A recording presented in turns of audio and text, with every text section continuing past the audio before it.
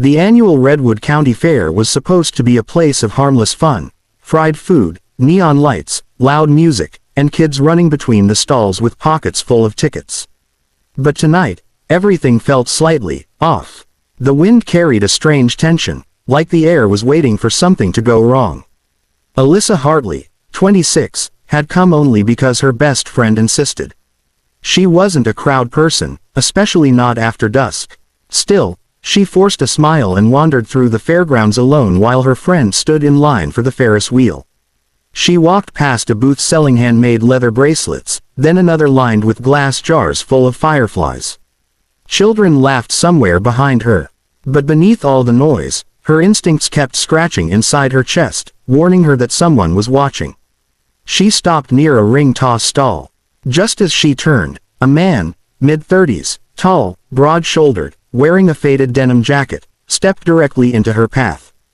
Before she could react, he leaned in close, lowering his voice so only she could hear.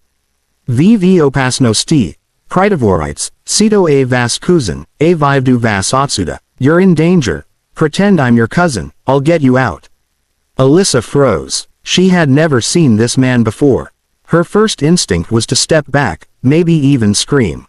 But when she looked up into his eyes, she saw no threat, just a tight, urgent fear, like he was bracing himself for something worse than her reaction.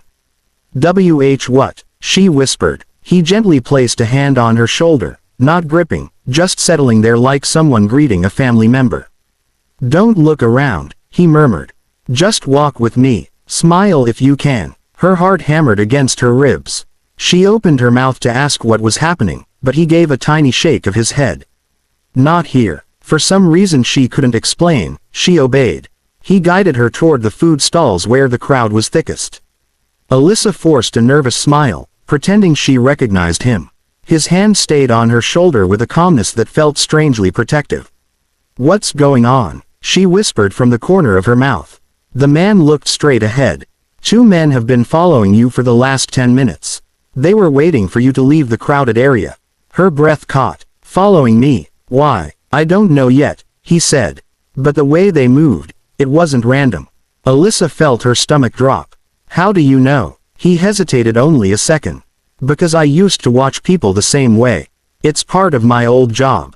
That didn't comfort her, but he didn't sound like he was bragging. He sounded like someone who wanted to forget everything about that old job.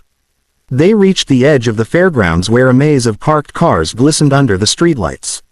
The noises of the carnival faded behind them, replaced by the hum of distant traffic and the rustle of dry leaves. "Are they still following?" she asked. He glanced at a reflection in a car window before answering. "Yes. One of them just turned the corner behind us."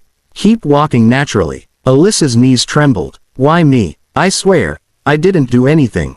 "I believe you. Just keep moving." His voice was steady, controlled. "We need to get into public light again. Parking lot is too empty." But when he tried to steer her back toward the fair, she grabbed his arm. "No. Tell me who you are first." He finally looked directly at her.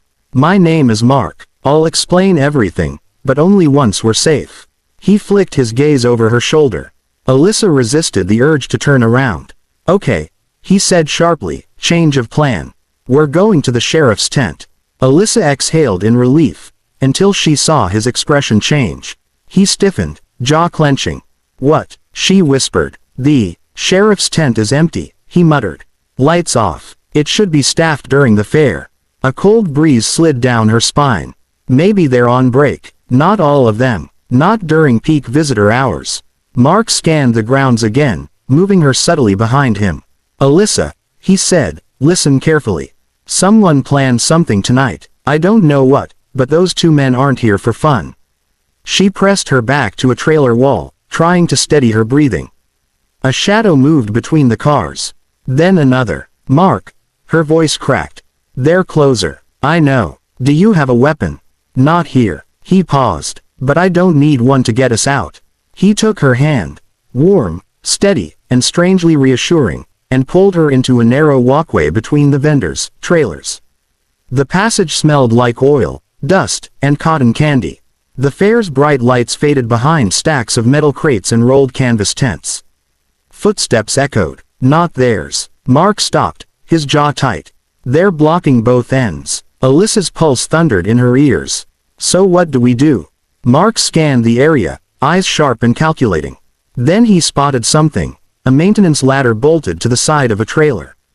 Up, he said. What? Climb. Now. I've never. You can. His voice softened. Trust me. With shaking hands, she grabbed the cold metal rungs and climbed. Mark followed close behind, keeping one hand free as if prepared to defend her. They reached the trailer roof, a flat metal surface coated with dust and pine needles. Below, the shadows grew darker as the men approached. Mark crouched, listening. They think we're still on the ground, he whispered. Good. Alyssa's breath fogged in the chilly night air. Can we run across the roofs? Mark nodded toward the next trailer. Jump, jump. It's less than 3 feet. Her legs wobbled, but she leapt, and landed, stumbling. Mark landed silently behind her. They moved rooftop to rooftop until the